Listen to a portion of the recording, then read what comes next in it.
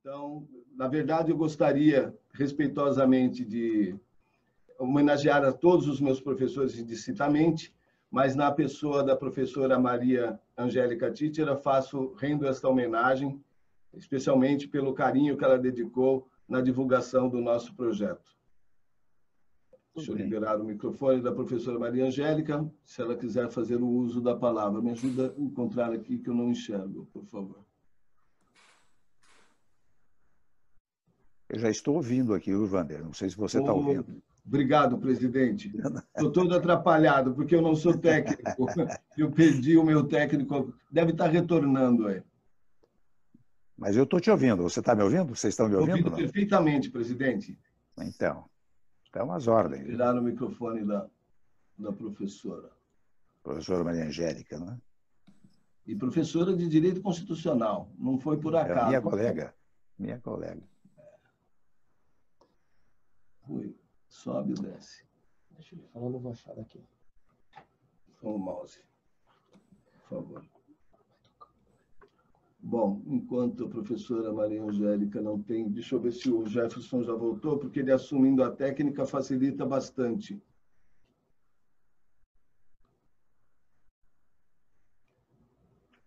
Deixa eu avisar no grupo que o acesso está liberado para 500.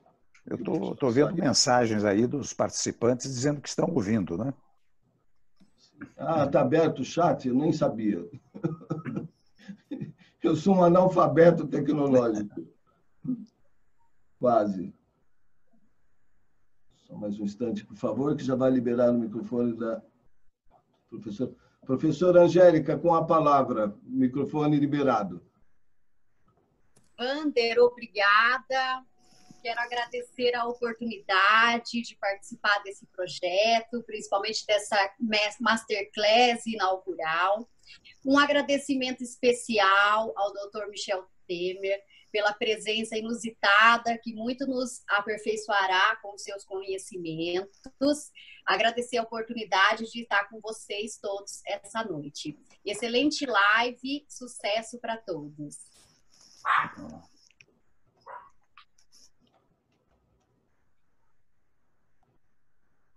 Muito obrigado, professora Maria Angélica, pelas palavras.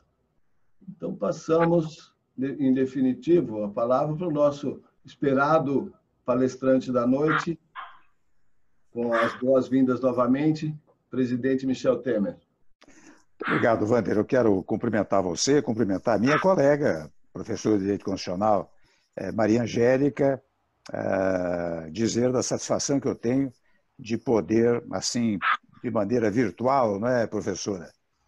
Dirigir-me a todos vocês, aos alunos, né? Uma oportunidade mais, digamos, de uma troca de ideias. O que eu pretendo fazer, me foi sugerido que assim me manifestasse, né?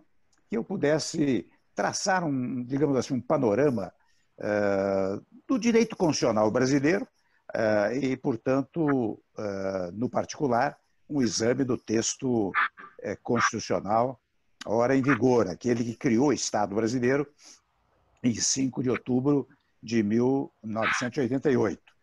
E, para tanto, viu, Wander e professora Maria Angélica, eu vou me permitir fazer uma breve introdução, dizendo um pouco de como a cultura político-institucional brasileira se posicionou ao longo do nosso período, aliás, desde o Brasil Colônia. Por que é que eu falo do Brasil Colônia?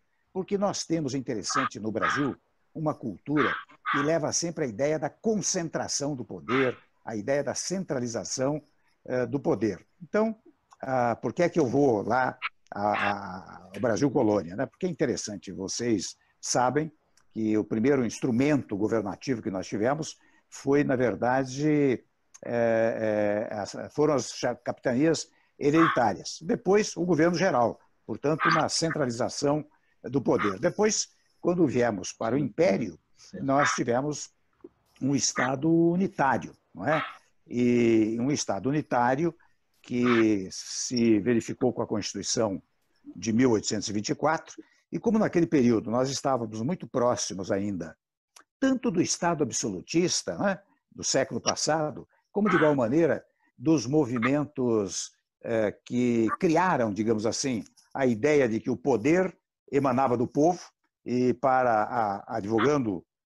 emanando do povo, haveria de ser exercido por órgãos distintos, né, exercentes de funções distintas, mas volto a dizer, como nós estávamos muito próximos também do Estado absolutista, é interessante que a Constituição de 1824, ela assumiu a teoria da separação de poderes, mas criou um quarto poder, o poder moderador, que, na verdade, cabia ao imperador, e nos dizeres da Constituição de 1824, o imperador era a chave política do império, e a ele incumbia velar pela independência e harmonia dos demais poderes. Não é?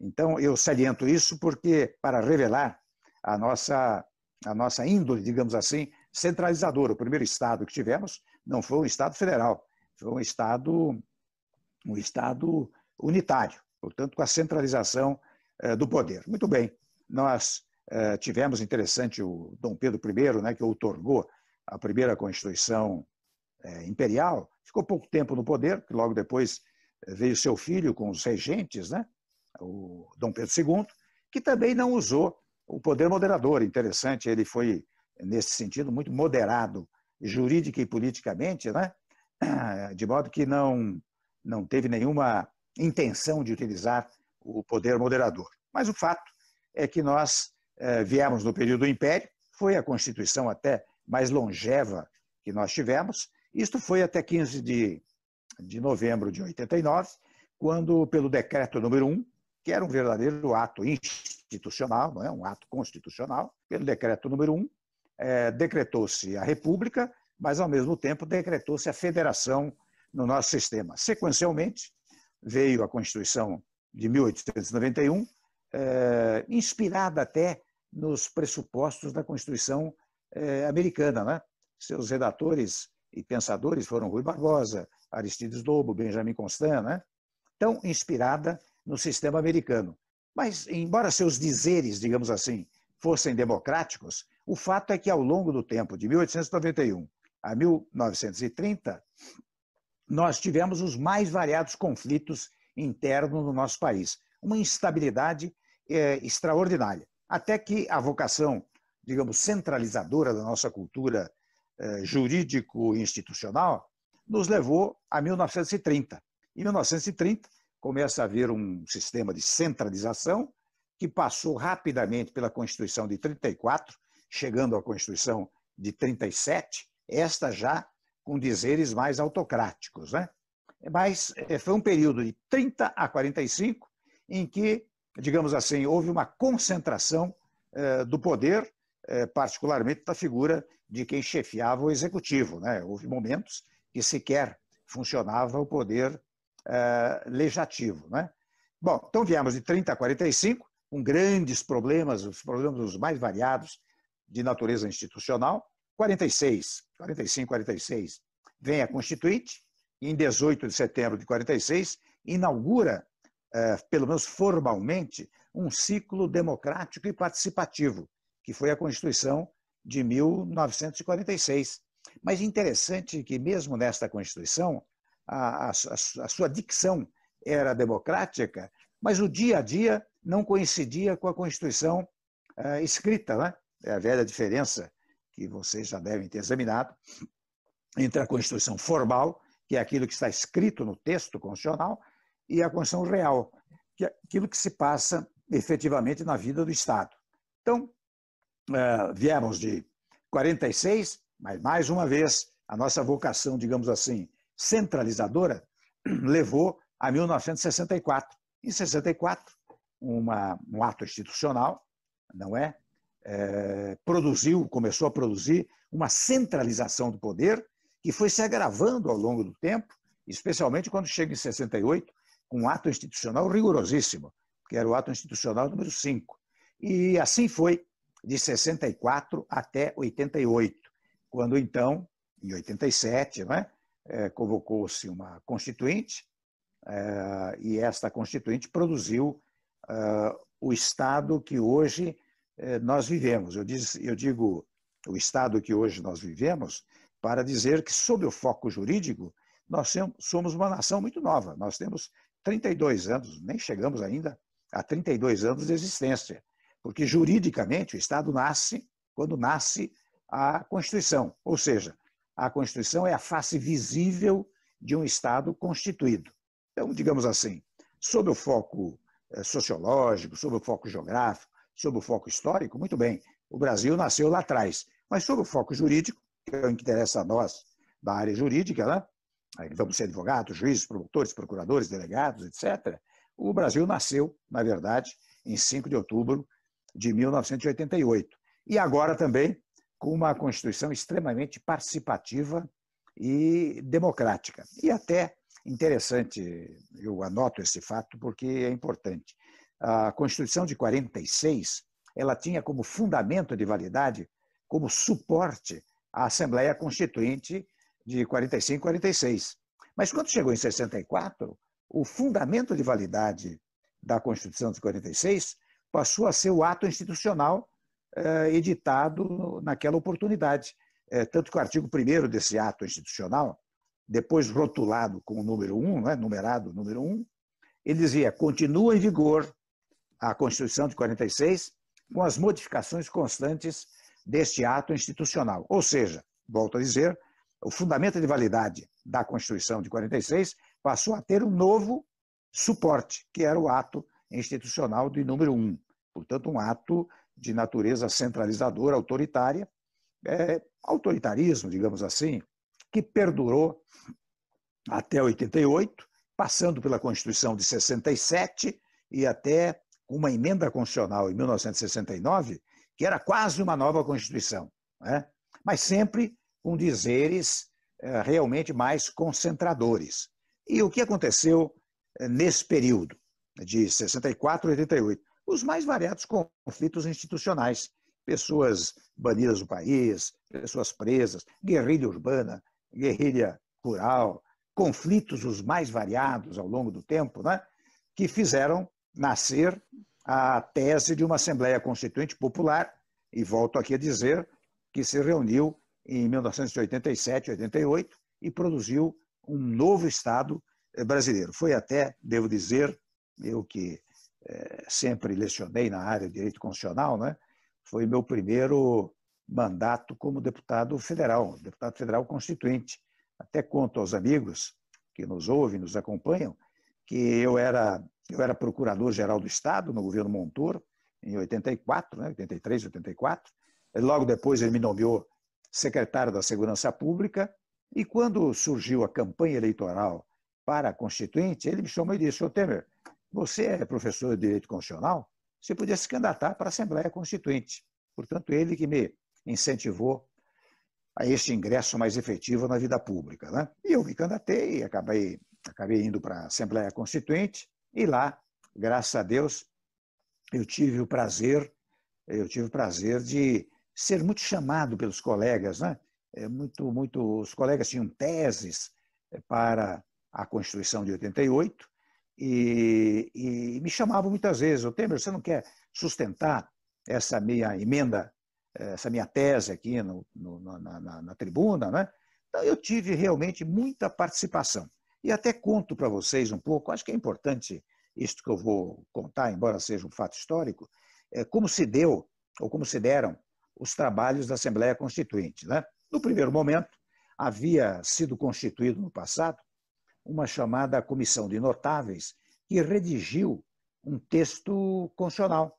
E um texto constitucional que adotava o parlamentarismo como sistema de governo. Mas quando os constituintes assumiram, capitaneados pelo grande líder, que era o doutor Ulisses Guimarães, né, os constituintes resolveram partir do zero. Ou seja, deixaram de lado este projeto pré-estabelecido, não é? Que, como reitero, estabelecia um sistema parlamentar de governo, e começaram constituindo comissões. Então, constituíram comissões temáticas. Havia uma Constituição de tripartição do poder, uma Constituição da ordem econômica e social, uma comissão dos direitos individuais, uma comissão dos direitos sociais, e assim por diante. Em cada comissão havia subcomissões. Na comissão da separação de poderes, havia uma subcomissão do Ministério Público da Magistratura. E eu fui exatamente para essa subcomissão do Ministério Público e da Magistratura, onde também eu tive a oportunidade de inserir um preceito muito importante para os colegas advogados brasileiros. Eu tratei também da advocacia, da Procuradoria do Estado, da Procuradoria da Fazenda Nacional, da Advocacia Geral da União. Nós tratamos desses temas lá nessa subcomissão. Muito bem. Quando terminava os trabalhos da subcomissão, eu devo dizer que eu trabalhei muitíssimo pelo Ministério Público, pela magistratura, pela advocacia, né? Até o meu gabinete, eu conto uma particularidade, era uma espécie de centro dos que faziam lobby, né? Membros do Ministério Público, magistratura, advogados, procuradores de Estado, todos tinham assento lá no meu gabinete, porque eu era da área jurídica e com muita naturalidade eles me procuravam, né? E daí, as conclusões de cada subcomissão iam para a comissão de que fazia parte esta subcomissão, que sistematizava os trabalhos das subcomissões. E, afinal, os trabalhos das várias comissões, eu acho que eram 9 ou 10 comissões, agora me falha um pouco a memória, mas eram 9 ou 10 comissões gerais. Os trabalhos dessas 10 comissões gerais foram para uma chamada comissão de sistematização, que era integrada por 90 e poucos dos 580 e tantos constituintes, né? Eu até tive a honra de ser designado também para essa comissão de sistematização. Ou seja, nós recebíamos os trabalhos de todas as comissões gerais e íamos sistematizar num texto único. E assim foi feito. E, ao final, é claro que houve muitos eventos políticos no meio de tudo isso, né? Vocês sabem que nós trabalhávamos, interessante naquele período, nós tínhamos sessões aos sábados, domingos, muitas vezes até de madrugada. Foi um período muito fértil de produção legislativa, afinal, estava se criando um novo Estado brasileiro, não é? E devo até registrar a presença de todos os setores sociais durante os trabalhos da Assembleia Constituinte. Não foi sem razão que, ao final, o doutor Ulisses Guimarães, ao promulgar a Constituição, disse: esta é a Constituição cidadã, porque teve a participação de todos os cidadãos brasileiros. Muito bem. Depois de sistematizados os vários textos, veio uma chamada comissão de redação final. Esta comissão de redação final era de 26 membros. Eu também tive a honra de participar dessa comissão final, ao lado de vários companheiros, o Nelson Jobim, o Plínio Arruda Sampaio, enfim, colegas da melhor suposição, que fizemos uma redação final. E até interessante, quando se fez a redação final, nós chamamos um professor de português, um filólogo, não é? Para ver se estava tudo em ordem, se o português da redação, enfim, da Constituição, estava correto. Esta foi, eu diria, até a última fase da Assembleia Constituinte. E quando se deu a redação final, esta redação foi levada ao plenário da Constituinte e, afinal, depois de discussões que lá se verificaram, nós promulgamos em 5 de outubro de 88 o novo Estado brasileiro, a nova Constituição. Muito bem. Então, com isto, o que eu quero significar? Eu quero significar que houve um movimento político, né? Porque o poder constituinte não é um fenômeno jurídico. O poder constituinte é um fenômeno político. E como fenômeno político, a grande tendência, a grande luta daqueles que antecederam a Constituição de 88 era eliminar o autoritarismo e fazer um regime verdadeiramente democrático. E aqui eu começo a dizer a todos vocês que é interessante observar logo o artigo 1º da Constituição, onde não se disse apenas que o Brasil é um Estado democrático ou que o Brasil é um Estado de direito. Nós dissemos que o Brasil é um Estado democrático de direito. E nós todos sabemos que na ciência política, Estado democrático e Estado de direito têm uma certa equivalência. Portanto, por que de Estado de direito tem equivalência com o Estado democrático? Porque o Estado de direito surgiu em oposição ao Estado absolutista, né?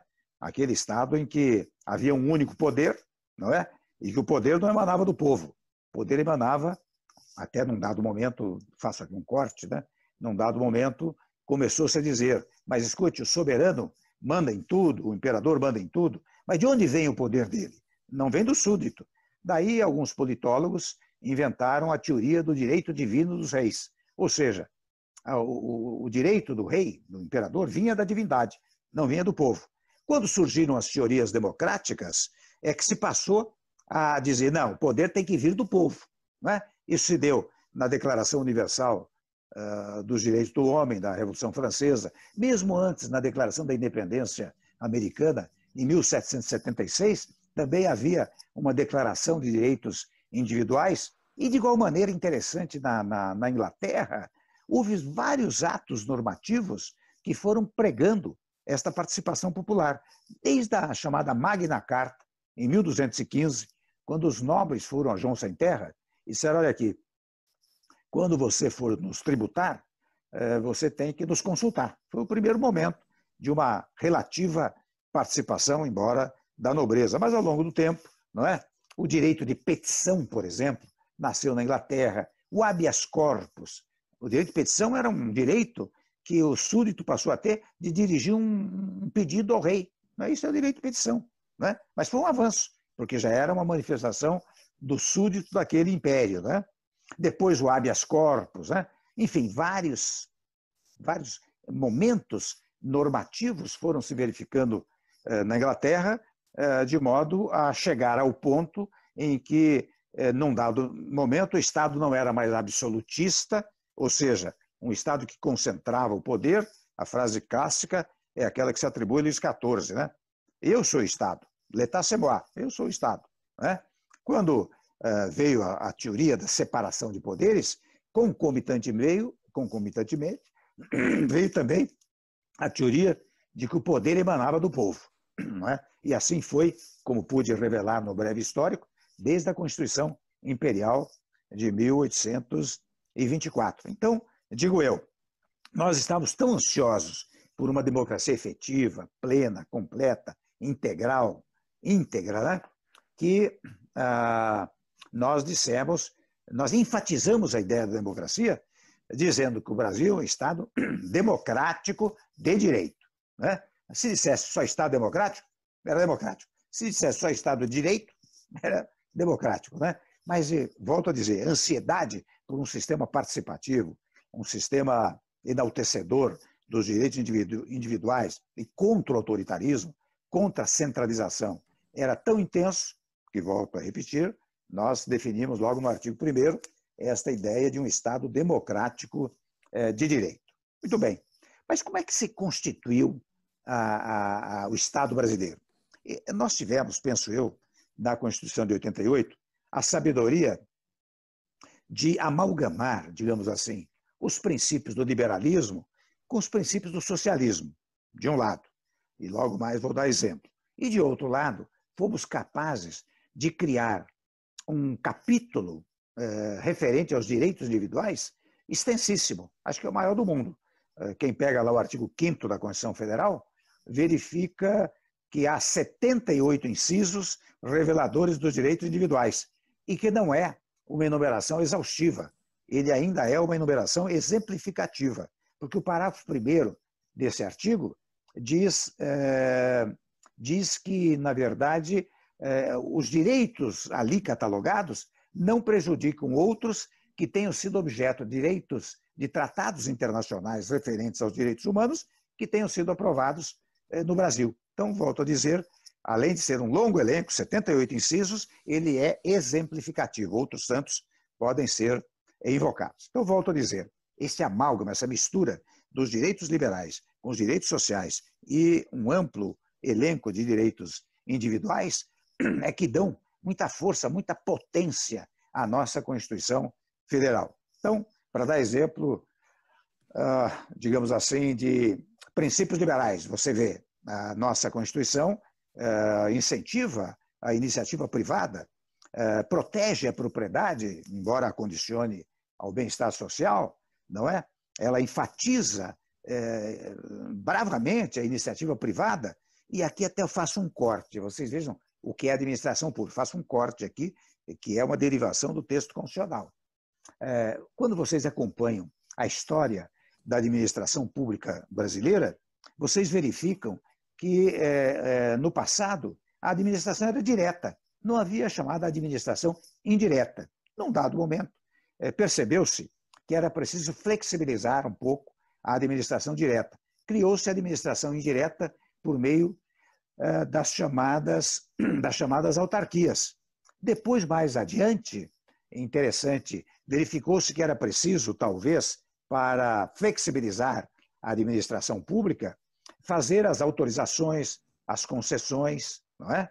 E, ao mesmo tempo, criar as empresas públicas e as sociedades de economia mista, porque estas podem utilizar-se de regras do direito privado. Criaram-se empresas públicas, sociedades de economia mista.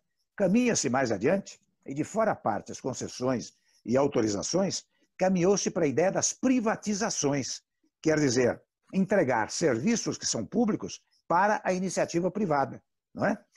Portanto, obedecendo a quê? Obedecendo ao texto constitucional, que, como ressaltei, incentiva a iniciativa privada no nosso país, não é? O próprio fenômeno da desapropriação, por exemplo, com o pagamento justo, não é? É um prestigiamento para a iniciativa privada, perdão, para a propriedade. Quando nas áreas rurais você também deve receber o valor justo mediante títulos da dívida agrária, também é um prestigiamento da propriedade. São princípios de natureza liberal. De fora a parte, naturalmente, os chamados direitos individuais, que estão muito ligados à ideia do liberalismo, né? A ideia de que o indivíduo tem direitos oponíveis ao próprio Estado, não é? E por outro lado, digo eu, a Constituição tem um capítulo dos direitos sociais, não é? E sobre ter de um capítulo referente aos direitos sociais, ainda estabelece o próprio direito dos trabalhadores, que tradicionalmente se encontravam nas leis trabalhistas, no texto constitucional. Vocês abrem aí o artigo 7º da Constituição Federal e vem todos os direitos ali elencados, direitos dos trabalhadores previstos no texto constitucional, até o mais trivial dele, auxílio maternidade, auxílio paternidade, salário de família, direito a férias, 13º, etc. Está tudo lá no texto constitucional. Ou seja, mais uma vez enfatizo, ao lado dos direitos liberais, os direitos sociais e, no particular, os direitos individuais. Isso é que tem nos permitido, interessante, embora ela seja uma Constituição analítica, pormenorizada, ela não é uma Constituição principiológica, como é o caso da Constituição americana, né, que data de 1787. E, ao ser analítica e pormenorizada, o primeiro efeito dela, quero que registre isto, é que ela reduz a margem discricionária do Legislativo e do Judiciário. Discricionária quer dizer a margem de escolha. Então, o Legislativo não pode, por lei ordinária, fazer muita coisa porque está previsto na Constituição. Não é sem razão que nós temos, a esta altura, mais de 100 emendas à Constituição, 106, se não me engano agora, emendas constitucionais já aprovadas, porque quando se quer modificar alguma coisa, tem que fazer por meio de emenda à Constituição Federal.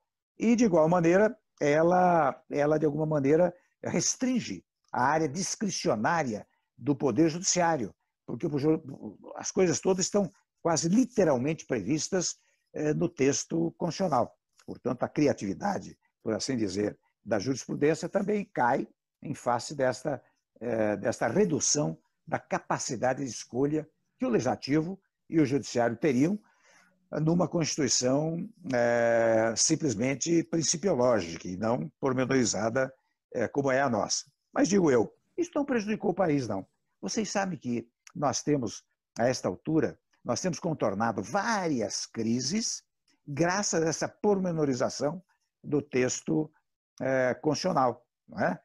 Vejam que, embora sejamos uma nação muito jovem, juridicamente, nós temos vamos fazer 32 anos de existência, nós já tivemos 2 impedimentos, 2 impeachment no nosso sistema, e tudo transcorreu com a maior tranquilidade.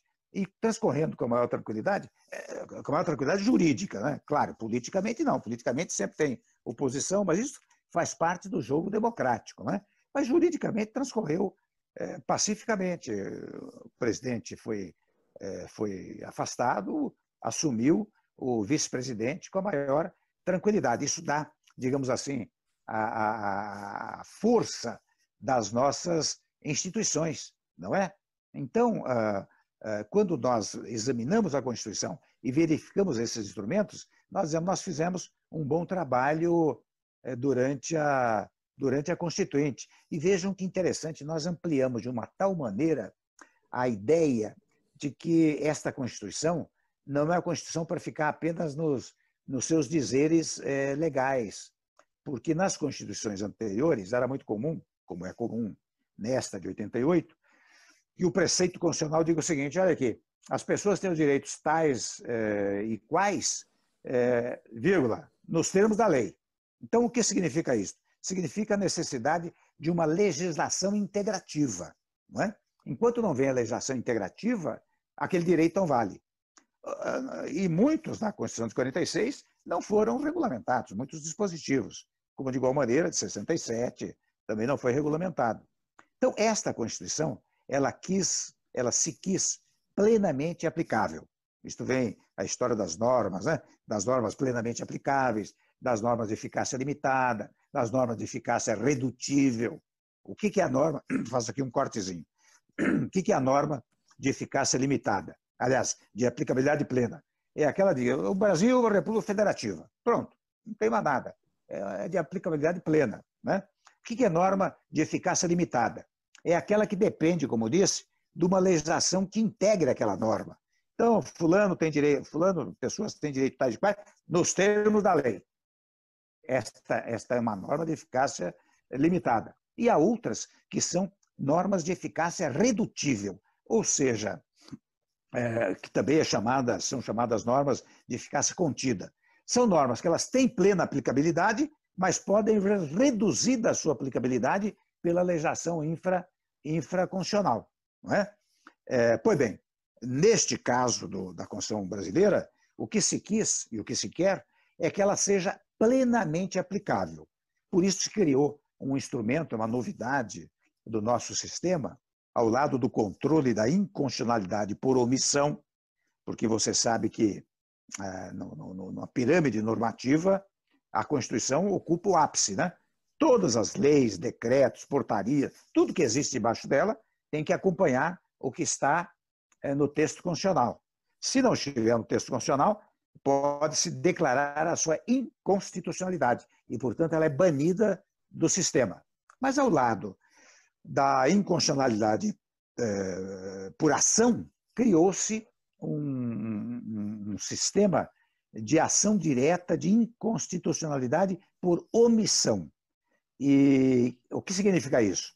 Se tarda a regulamentação de um determinado dispositivo constitucional, certas figuras catalogadas lá no artigo 103 da Constituição Federal, presidente da Câmara, presidente do Senado, presidente da República, confederações sindicais, partidos políticos, podem ingressar com uma ação direta de inconstitucionalidade por omissão perante o Supremo Tribunal Federal.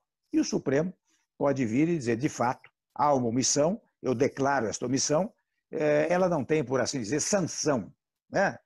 Não tem castigo penal, né? Castigo legislativo. Mas é ruim para o legislativo, porque o legislativo, a todo momento, fica recebendo, digamos assim, uma chamada de que está se omitindo na produção daquela normatividade. E mais do que entregar a essas figuras que estou mencionando, do artigo 103, entregou a cada indivíduo essa possibilidade, criando o chamado mandado de injunção, que tem o mesmo efeito da ação direta de inconstitucionalidade por omissão. Ou seja, se eu tenho direito, percebo, um direito que viria pela legislação integrativa, percebo que está tardando demais a regulamentação desse dispositivo, eu posso ir individualmente, por mandado de injunção, ao tribunal e dizer, olha aqui, eu teria esse direito e não posso gozar dele, porque há uma omissão de natureza legislativa.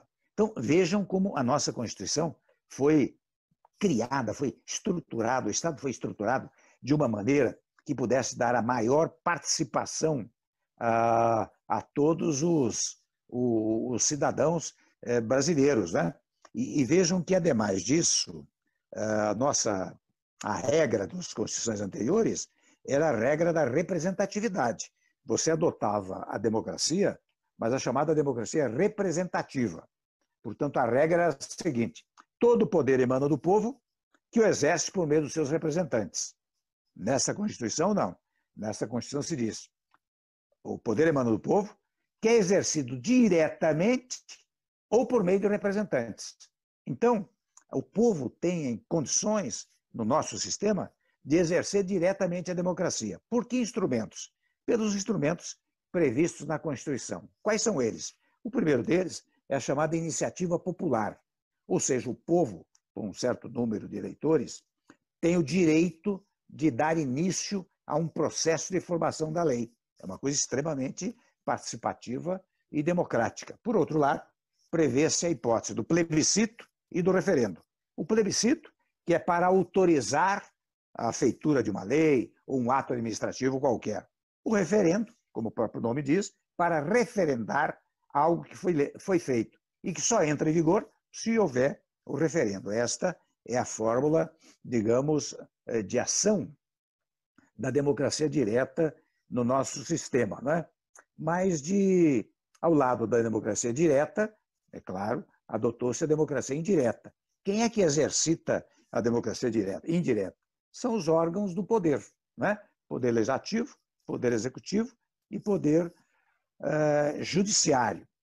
E interessante, aqui eu faço mais um cortezinho para dizer o seguinte, que o poder no nosso sistema é do povo. Portanto, só há uma autoridade que tem poder no povo, no país, que é o povo. As demais autoridades, meus amigos, são autoridades constituídas, não são autoridades por conta própria. Quem é autoridade por conta própria é o povo. E como é que se divide esse poder para ele ser exercido? Organicamente, como acabei de dizer, por meio do legislativo, executivo e judiciário. E territorialmente, já que nós estamos numa federação, pela União, estados e municípios e Distrito Federal. Portanto, o poder do povo é exercitado indiretamente, organicamente e territorialmente, ou, se quiserem, espacialmente. Não é? Esta é a forma de exercer o poder. E interessante aqui, eu digo um fato que deve ser muito tratado e incentivado nos dias atuais, que é o seguinte: vocês vejam, eu disse que as autoridades todas são autoridades constituídas, então tem que ter obediência absoluta ao texto constitucional. E o que o texto constitucional fala quando trata da separação de poderes? Diz que os poderes são independentes e harmônicos entre si. O que significa a independência? Isso eu digo aí no meu livro, no Elementos de Direito Constitucional. A independência significa que cada poder se auto-organiza. Cada poder tem suas competências próprias. Tem sua autonomia financeira, sua autonomia administrativa, até sua polícia própria, não é? Enfim, a organização de cada poder é por conta dele próprio. Um não pode interferir no outro. Primeiro ponto. Mas manda também que a atividade seja harmoniosa, harmônica. Então, quando há uma desarmonia entre os órgãos do poder, o que há é uma inconstitucionalidade, não é? Porque, volto a dizer, nós chegamos ao poder levados pelo povo. Então, nós somos autoridades constituídas. E aqui convinha eu fazer uma breve referência a um trabalho até do professor Carlos Aires Brito, que identificou na Constituição o significado da palavra poder. E com isso ele quis dizer o seguinte, interessante: a Constituição ela é interpretada literalmente. Aliás, os latinos dizem, né? In claris cesset interpretatio. Quer dizer, diante da clareza do texto, não há o que interpretar. Mas onde não há clareza, você pode ter uma chamada interpretação sistêmica do texto constitucional. Examinando todo o sistema, você pode dar uma solução daquilo que às vezes não está literalmente estabelecido. E volto então uma interpretação sistêmica ao trabalho do Carlos Aires Brito, que, examinando a palavra poder no texto constitucional, dá-lhe 3 significações. O primeiro significado é quando a Constituição diz assim: todo poder emana do povo. Aí, diz ele, a palavra poder tem o significado de soberania, ou seja, aquele poder incontrastável de mando, aquela capacidade de querer coercitivamente, aquela capacidade de fixar competência, é do povo. Portanto, é soberania.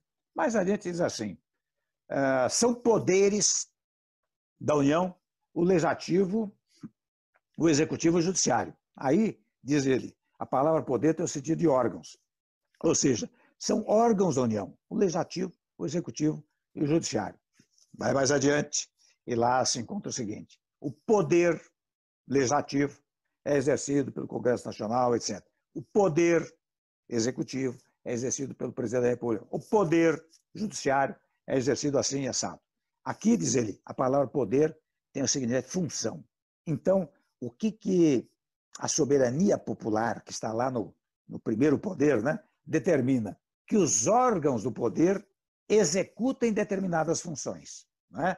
Vejo que isto é fruto de uma interpretação sistêmica do texto constitucional. Enfim, o que eu quero significar, e já vejo que passo dos 50 minutos, né?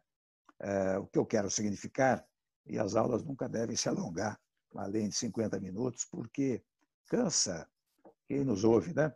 O que eu quero significar é que é importantíssimo que nós, especialmente nos dias atuais, não é, nós tenhamos um apreço cada vez maior pela Constituição brasileira, pela Constituição Federal. Porque vocês veem que hoje se fala muito em segurança jurídica, como se fosse até digamos assim, até uma coisa fora do direito, e não é. Só tem segurança jurídica quando se cumpre rigorosamente o texto constitucional e a legislação infraconstitucional, não é? Porque para que existe o direito? Vou fazer uma fala. Aqui tem alguns mandando uma mensagem dizendo que a aula está boa, pode continuar, vou continuar mais 5 minutos. Não é? Mas o que é o direito? Qual é a razão da existência da norma jurídica? É para regular relações sociais de um povo determinado, estavelmente fixado em um território. Essa, aliás, é a regra que define o que é o Estado. O que é o Estado? O Estado é a existência de uma ordem jurídica imperativa que incide sobre determinadas pessoas, que é o povo, estavelmente fixado num determinado território. Esta é a definição de Estado. Então, digo eu, você tem segurança jurídica, por exemplo, para constituir uma empresa. Você tem segurança jurídica para ser contratado como empregado. Você tem segurança jurídica para ser empresário. Você tem segurança jurídica para constituir família. Não é? Você tem segurança jurídica para ingressar numa faculdade. Por quê? Porque você sabe quais são seus direitos e deveres. E interessante, quando você vê a repartição dos poderes, né? O legislativo, ele vocaliza a vontade popular. Porque quem é que vocaliza a vontade popular? É a lei. Quem é que produz a lei? É o legislativo. O executivo, o que faz? Ele executa, o próprio nome está dizendo. Executa o quê? A vontade popular. Portanto, ele executa o disposto na lei. Por isso que eu digo sempre, e foi o que eu fiz no meu governo, trazendo o legislativo para governar comigo, não apenas pela minha formação democrática, mas porque a Constituição assim determina. Eu trouxe o legislativo para governar comigo, né? Porque, volto a dizer, o executivo depende do legislativo. Você, presidente da República, você manda projeto de lei para o legislativo, você tem que aprovar. Você edita medidas provisórias, você, presidente da República, você precisa que o legislativo converta aquela medida provisória em lei, sob pena de perder validade ou caducar. Não é? Então, o executivo e o legislativo têm que trabalhar juntos. Em outras palavras, têm que governar juntos. Não tem que haver distância, diferença entre o legislativo e o executivo. E, finalmente, o judiciário existe para solucionar controvérsias, não é? Por isso que o juízo do judiciário se diz que é imparcial. Imparcial significa in parte, isto é, não parte interessada no litígio.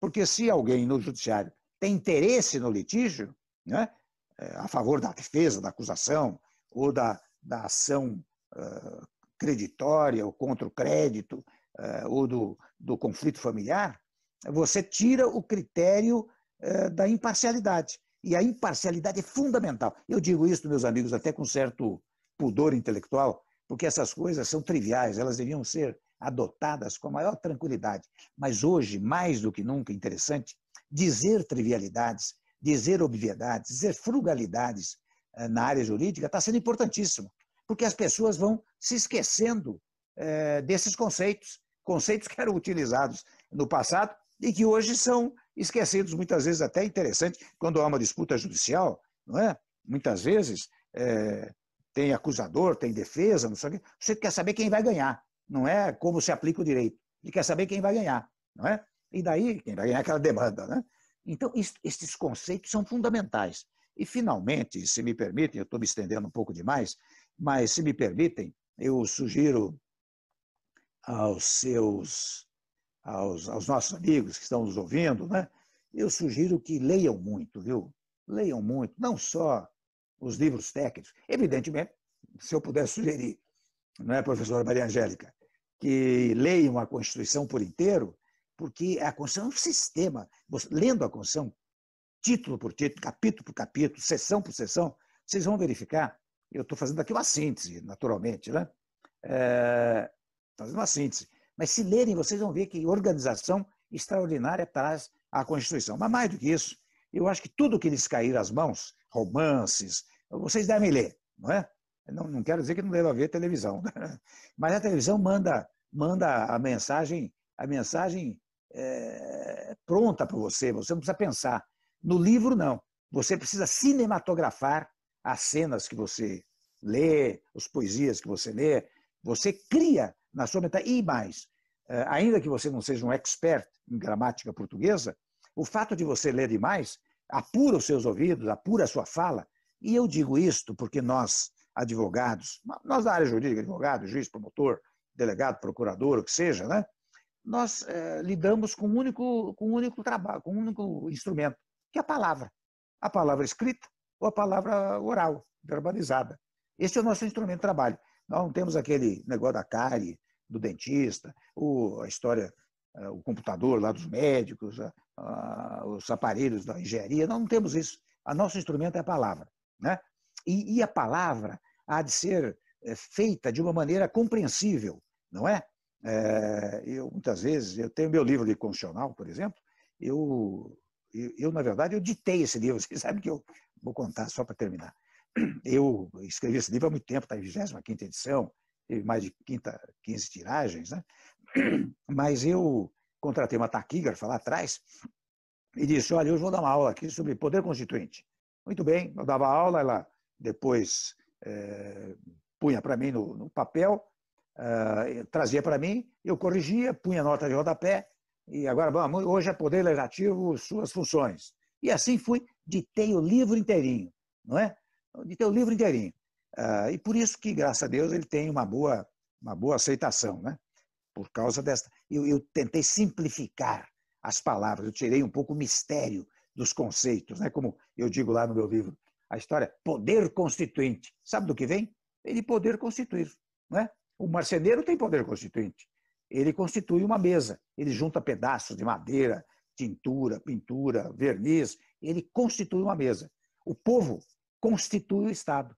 Por isso que como nós tivemos em 87, 88, nós temos sempre poder constituinte. Nós temos o poder de constituir um novo Estado. A Constituição chama-se assim porque ela é uma lei, é a lei maior. Por que ela se chama Constituição? Porque ela constituiu uma figura política chamada Estado. Então, quando você lê muito, você vai aprendendo a simplificar os conceitos. E, portanto, aliás, há um desembargador amigo meu, isso eu sempre aprendi desde o primeiro dos tempos que eu advogava, e mesmo sendo procurador do Estado, aliás, quando era procurador do Estado, ele era procurador do Estado, advogava e dava aula toda noite. Dava aula toda noite na PUC e na Faculdade de Itu, toda noite e todo sábado de manhã, não é? Durante mais de 30 anos. E assim exerci a advocacia, exerci a procuradoria, mas eu sempre aprendi o seguinte, o mandado de segurança, por exemplo, ele se destina a proteger direito líquido e certo. Então, se você, para proteger um direito líquido e certo, você precisa escrever 50 páginas, o direito não é tão líquido e certo assim. O direito líquido e certo tem que ser cristalino, transparente, solarmente claro. Então, você com 10 páginas, sei lá, 8 páginas, 15 páginas, quem sabe, você é capaz de revelar o seu direito. Se você precisa de 50, 80 páginas, é porque o direito não é tão líquido, talvez seja ilíquido. Não é? Então, meus amigos, agora que eu já estou chegando a 1 hora da nossa aula, eu paro por aqui, não é? Agradeço muito o convite para estar com a professora Maria Angélica, o Wander, com todos os amigos aí que me ouviram, e vocês não sabem com que prazer, depois de passar anos e anos na vida pública, né? É claro que estando na vida pública ainda eu dava aulas, né? Palestras, conferências, né? Mas depois de enfrentar, digamos assim, os azares da vida pública, né? O prazer que eu tenho de poder dar uma aula como esta que eu dei aqui. Eu espero que tenham apreciado, que tenha sido minimamente útil, e depois, se o Wander puder, até vou pedir que ele me mande uma cópia dessa gravação. Né? Ô, presidente, Obrigado a vocês. Com certeza enviaremos. Não foi possível fazer a transmissão da live por problemas técnicos. Tivemos todos eles aqui. Foi um dia terrível para a gente, muito sofrível, mas a gravação nós conseguimos fazer. Vamos colocá-la nas redes sociais e vamos enviar uma cópia ao presidente. Eu tenho aqui, presidente, eu abri inscrição para fala por e-mail. Eu tenho 1, 2, 3, 4, 6 perguntas. A gente consegue ainda responder ou estamos avançados? Pode ser. Eu responderei brevemente, porque a partir de 20 para as 10 eu tenho uma outra live, uma outra aula. Okay. Então, Rui, por favor, temos uns 20 minutos aí pela frente. Não perder muito tempo, libera o telefone do Lucas Lima Diniz. O Lucas Lima Diniz é um caso sui generis. Nosso grupo aqui é formado por graduandos e pós-graduandos do direito. O Lucas, ele tem 16 anos, é estudante do 2º ano do ensino médio, mas é um apaixonado pelo direito, razão pela qual me convenceu de fazer parte nesse grupo, inclusive disputando alguns concursos que a gente faz semanalmente, concursos Pergunta da Semana, já tendo ganhado vários livros, viu? Então, com a palavra, Lucas Lima Diniz, é a sua chance. Faça a sua pergunta para o presidente e professor Dr. Michel Temer. Certo, boa noite. Estão me escutando? Sim, perfeito, Lucas. Bom, boa noite, presidente. Quero dizer que é uma honra muito grande poder falar com o senhor. Eu agradeço a presença, agradeço também ao Wander por ter me dado a oportunidade de estar aqui, mesmo estando no ensino médio ainda, né? Eu estou no 2º ano, mas participar desse projeto aqui, onde só tem doutor, estudante de direito, para mim é uma honra muito grande. Eu não tenho nenhuma pergunta técnica, assim, muito bem elaborada, ainda mais porque não adiantaria eu vir com algo grande e não entender os termos, mas eu vou trazer para a minha realidade, presidente. Eu sou estudante da rede pública e lá praticamente não existe debate político. Quando se ergue a palavra política, de duas uma. Ou inicia uma bagunça generalizada, aquilo que a gente chama de politicagem, né? Ou então vem um preconceito. O pessoal diz que política não presta, que corrompe as pessoas, etc. Isso vindo de pessoas da minha faixa etária, eu tenho 16 anos, então vindo de pessoas de 16, 17, 18 anos eu entendo. Mas algo que me chamou a atenção foi uma publicação no site Consultor Jurídico, que traz o feedback de muitas pessoas em relação a uma das suas obras, o livro O Elemento do Direito Constitucional. Um deles foi de uma doutora, uma advogada, ela pede para não ser identificada. Ela disse que a obra segue a tradição acadêmica de escrever banalidades manualescas e, segundo ela, a atividade pública contamina a postura. Em contrapartida a isso, na mesma publicação mais abaixo, inclusive recentemente o Wander me mostrou algo similar, é que somente para cargo de presidente do executivo o senhor foi o 12º formado em direito, de um total de mais ou menos 41, se eu não me engano. E não é à toa que o Brasil ele tem um apelido de República dos Bacharéis, né? Então, presidente, a pergunta que fica é por que a tentativa da grande maioria, inclusive dessa doutora, que ao meu ver busca tirar a credibilidade da obra simplesmente pelo senhor se tratar de uma figura política, porque eles tentam criar essa desconexão entre direito e política, e direito e política, política e direito e vice-versa, dá para uma coisa caminhar sem a outra, ou é simplesmente um senso comum equivocado da grande maioria? E, novamente, muito obrigado aí, foi uma honra falar com o senhor. Muito prazer, Lucas, e meus cumprimentos pela preocupação e pela pergunta, que revela o seu interesse até precoce, né, pela área jurídica. Mas, respondendo a você, Lucas, eu quero dizer que eu até escrevi esse livro interessante antes de entrar na vida pública, você sabe. Eu comecei a dar aulas com 27 anos de idade, né? E só entrei na vida pública aos 42 anos, mais 43 anos, né? Portanto, eu escrevi esse livro antes de ingressar na vida pública. Primeiro ponto. Acho que, eu não sei quem é essa professora, penso que ela não se preocupou em examinar o sucesso do meu livro, né? Porque, graças a Deus, eu acho que a esta altura, não vou exagerar, se eu disser que vendeu já uns 300 ou 400 mil exemplares, não sei bem, mas mais de 300 mil exemplares vendeu, né? Certamente ela não comprou. Aliás, pode ter comprado, porque fez comentários, né? Mas se comprou, com a devida vênia, não aproveitou, porque o meu objetivo foi precisamente escrever uma obra de fácil compreensão. Eu não quis... há pessoas que usam o chamado juridiquês, né? E acham que são inteligentes ou capacitadas porque abusam do juridiquês, né? E o juridiquês, até eu recomendaria a ela que lesse, por exemplo, o Código Civil de Clóvis Bevilacqua, que é lá de 1916, 17, né? Uma obra preciosíssima, uma linguagem singela, simples, né? De fácil compreensão. Enfim, acho que é isso, o primeiro ponto. O segundo ponto que você levanta, acho que é a questão da política, né? Política e direito, etc., né? Eu acho que é o seguinte, há um preconceito, efetivamente, contra a classe política, né? De vez em quando, vocês podem perceber, tem gente que se candidata, especialmente em prefeituras, né? Dizendo assim, eu não sou político, vote em mim. Com a devida licença, é a ignorância mais absoluta do vocábulo política, porque política vem de polis, que é do grego polis. Polis é cidade. Então, quem quer administrar a polis, administrar o município, o estado, a união, ele é necessariamente político, não adianta dizer que não é político. Então, quando ele diz assim, não sei se é a concepção dessa ilustre professora que você mencionou, né? Mas quando você diz assim, eu não sou político, é uma contradição nos próprios termos. Não há como deixar de ser político, ou seja, administrador da polis, se você quer fazê-lo, né? Eu acho que houve uma desmoralização da classe política, acho ruim, mas não acho bom, porque nós vivemos num regime republicano e a república se ancora exatamente na ideia da temporariedade de mandatos. Então, se você elege deputado, senador, prefeito, governador, presidente, a cada 4 anos você pode rever a sua posição. Essa é a ideia básica da república, né? Então, quando você não está satisfeito com aquele que foi eleito, você diz o povo, o povo muda. Né? E isso acontece até com relativa frequência. Mas olha, Lucas, meus parabéns e sucesso nos estudos aí a você. Novamente, muito obrigado, presidente.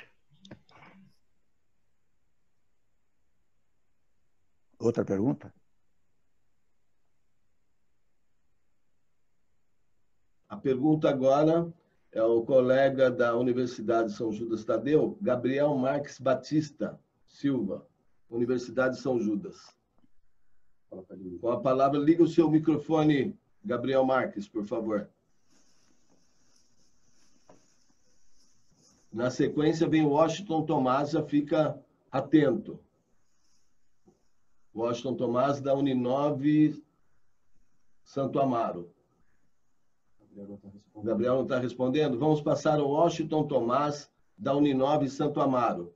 Washington Tomás, a palavra é sua. Para liberar o microfone, Washington. Libere o seu microfone, por favor, Washington. Boa noite. Me ouvem? Sim, perfeitamente. Bem. Boa noite, doutor Michel Temer. Muito boa noite. Uma honra ter um aulão desse com o doutor. Obrigado. A minha pergunta eu gostaria de saber o que o doutor acha hoje dessa atuação do STF. Pois não.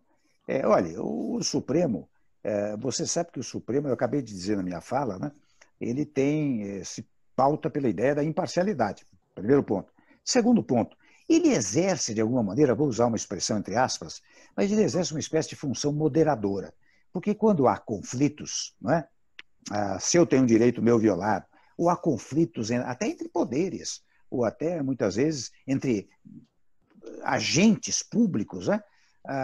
Quem acaba dando a última palavra é o Supremo Tribunal Federal. Muitas vezes ele decide pela literalidade do texto constitucional. Em outras hipóteses, ele decide por um exame sistêmico do texto constitucional. Eu sei que na sua pergunta está mais ou menos embutida a ideia de um certo ativismo, digamos assim, do Supremo, né? Mas interessante, o Supremo ele não age por conta própria, ele é um poder, vou usar a expressão entre aspas, inerte. Ele só age se provocado. E você sabe, eu fui presidente da Câmara dos Deputados 3 vezes, antes de ser vice-presidente, depois presidente da República. Você sabe quem provoca muito o Supremo Tribunal Federal? São os poderes, especialmente os membros dos poderes, deputados, partidos, senadores, partidos políticos, ministros, né? Eles é que provocam o Supremo. E o Supremo vem e exerce essa função de dizer o direito aplicável àquela controvérsia, né? É claro que se o Supremo desviar-se destes pressupostos que eu estou anunciando aqui e anunciei na minha aula, é claro que daí, sim, iria para o ativismo. Eu não creio que no presente momento, por mais que... Sabe por quê, Washington, né? Isso.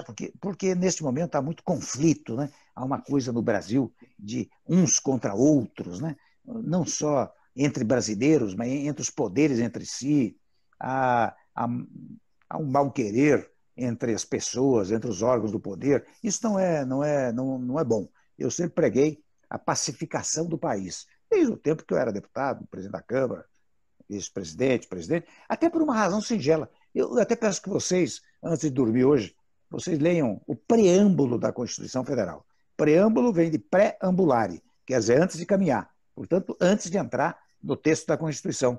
Vocês vão ver logo no preâmbulo a palavra paz e pacificação, né? Quer dizer, a nossa Constituição, ela prevê a paz, a pacificação, a harmonia interna dos poderes, a harmonia entre as pessoas. Vou dar mais um exemplo. Quando você chega lá no texto, aqui poderia dar dezenas de exemplos. Quando você diz assim, todos são iguais perante a lei, não podendo haver distinção de sexo, raça, credo religioso, cor, etc., etc., a mensagem da Constituição é unam-se todos. Né? Esta é a ideia. E o que mais se vê hoje é uma atuação de desunião, de desagregação, que não é útil para o país. E muitos querem se transformar em heróis da pátria, etc., o que também é ruim, não é bom. A pessoa tem que cumprir os seus deveres nos termos da Constituição e da lei. Nada mais do que isso. Ok, muito obrigado, doutor presidente. Gabriel Marques ainda está disposto a fazer a sua pergunta? Está liberado o microfone. Se ele não se manifestar, vamos passar a palavra para o André Lopes Rigo, da Uninove, do campus Vila Maria. Liberando o microfone. A palavra é sua, André Lopes Rigo.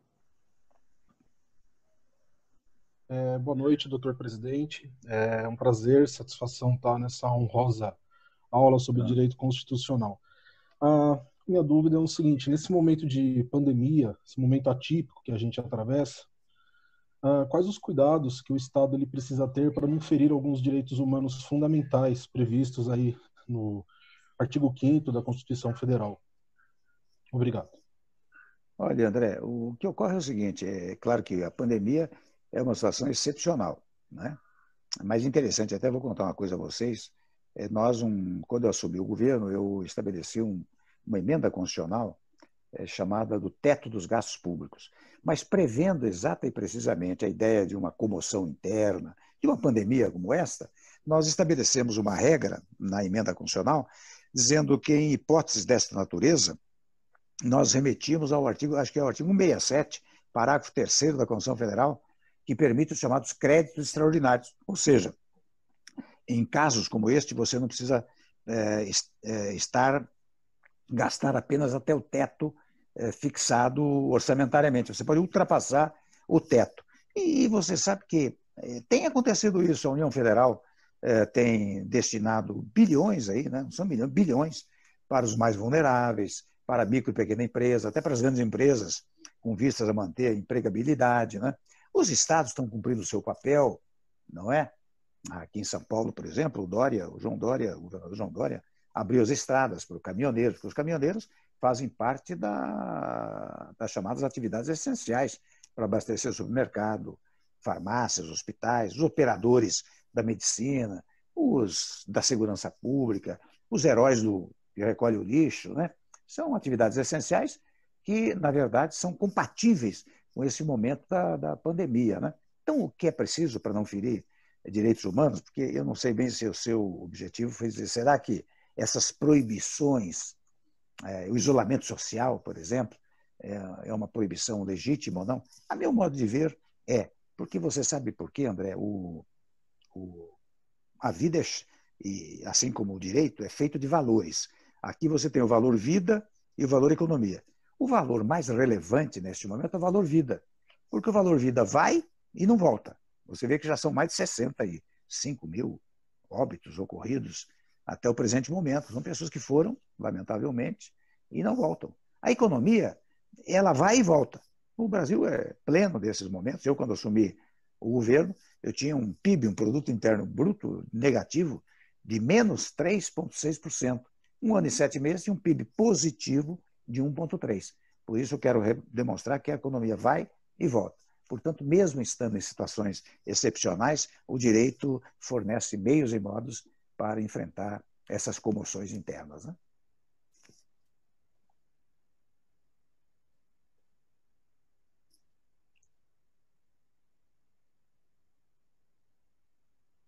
Se tiver uma próxima pergunta, vamos lá, que está encerrando o tempo aqui. Última chamada para o colega da São Judas, o Gabriel. Ainda está na sala? Se não, vamos passar a palavra para o Matheus Lucas, que é a última pergunta, se eu não me engano. O Matheus não está na sala. Matheus saiu da sala também? Saiu. Então vamos ver. Douglas Fontes, qual que é a universidade dele? Universidade São Judas Tadeu. Libera o microfone do Douglas. Douglas, a palavra é sua. Ele tem que... Você precisa habilitar o seu microfone, Douglas.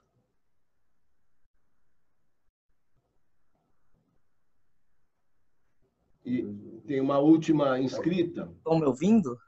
Ok, estamos. Não mais. Não mais. Fala para ele ligar. Liga novamente seu microfone, Douglas. Oi, boa noite. Estão me ouvindo? Sim. Boa noite. Primeiramente, é uma grande honra falar com o presidente Temer. Sou um grandíssimo fã. A pergunta que eu mandei no e-mail era referente qual a opinião, na verdade, do senhor em relação às mutações constitucionais que foram acontecendo nesses quase 32 anos de Constituição. O senhor acha que foi muito benéfico? Ainda tem muita coisa que pode ser melhorada ou não? Queria ver a visão do senhor a respeito. Muito obrigado, sou um grande fã. Muito obrigado a você, viu? Agradeço a gentileza, viu? É o seguinte, nós temos, como eu disse, mais de 100 e tantas emendas à Constituição Federal, e isso é fruto precisamente do fato nós termos uma Constituição muito pormenorizada, né? Então, o legislador ordinário não consegue praticar leis ordinárias, porque muitas vezes ele quer mexer em coisas que já estão previstas no texto constitucional. De alguma maneira, as emendas constitucionais, elas vão adaptando, digamos, o texto constitucional a realidades do instante, a realidades do momento, né? E isso é muito comum.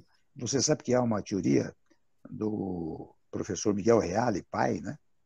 Que é a teoria chama-se fato, valor e norma. Ou seja, há certos fatos que vão ganhando tal relevância que eles são, num dado momento, avaliados e valorizados se transformam em normas jurídicas. Eu dou aqui o exemplo dos chamados crimes hediondos, né? Que de vez em quando há uns crimes aí que são catalogados como crimes hediondos. Por que são catalogados? Porque é um fato que aconteceu, foi valorizado ou avaliado, e a partir daí passou a ser norma jurídica. Então, essas adaptações, nos Estados Unidos, por exemplo, que a Constituição é principiológica, se você examinar a jurisprudência americana desde 1787, ela foi mudando, foi se modificando de acordo com as realidades sociais e históricas de certos momentos, né? Aqui no Brasil, mais modestamente, né, nós também vamos fazendo isso. Vão acontecendo coisas que vão exigindo uma nova normatividade, uma adaptação aos tempos atuais. Em outras palavras, eu não sou contra essas modificações constitucionais, né? Desde que não se pense em constituinte, porque se você pensar numa Assembleia Constituinte, a Constituinte surge como ruptura do sistema estabelecido. Em outras palavras, a Constituinte é a face visível de algo que será. A Constituição é algo visível de algo que é, não é? O Estado é. A Constituinte é de algo que será. Então, eu, pessoalmente, acho que se não for uma Assembleia Constituinte, evidentemente não há razão para impedir modificações constitucionais, né? E agora acho que eu vou agradecer ao Wander, viu? E à doutora Maria Angélica, a todos, mas eu tenho um outro compromisso logo mais. Né? Presidente, nós é que agradecemos ao seu pronto atendimento ao nosso convite. Confesso que pelas mensagens que eu estou vendo aqui, as pessoas que tiveram a paciência de aturar todas as falhas que nós tivemos, estão muito satisfeitas com a palestra e os comentários são os mais favoráveis possíveis. Agradeço muito, mais uma vez, a ter atendido o nosso chamado e para finalizar, só digo que preciso informar os colegas que todos os que estão inscritos, né, neste evento terão preferência para o evento de amanhã, que vai falar sobre o processo deixa eu olhar aqui para não me perder o roteiro, pacote anticrime, o doutor René Duó Souza vai proferir a palestra. Nós vamos trabalhar esta noite adentro para dirimir todos os problemas técnicos que tivemos para não tê-los amanhã. Muito obrigado, presidente Michel Temer. E assim podemos... lhe passo a palavra para o encerramento, aí, para a sua despedida. Volta, Temer. Eu quero agradecer a todos vocês. Vi as mensagens aqui, as mensagens muito carinhosas, né, em relação à nossa aula. Agradeço a todos os alunos, a todos aqueles que participaram, ao Wander e a nossa colega, a professora Maria Angélica. Um grande abraço. Um grande abraço, boa noite a vocês. Obrigado, presidente. Então, uma boa noite.